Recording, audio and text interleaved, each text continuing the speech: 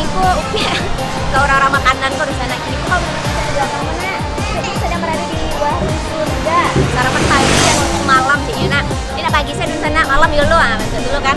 Nah, jadi gini ku di sana ya tapenya berada di daerah Simpang Katapiang di sana. Dan biasa aku nak Kaunan, jalan Kaunan aku tahunya tuh daerahnya. Jadi sampai di Simpang Kobanan di sana.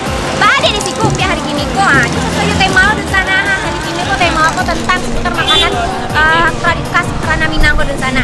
Dan aku ya mendengar kabar aku sampai warung surga aku luar biasa banget aku di sana makanan-makanannya walaupun baru gitu kan. Apa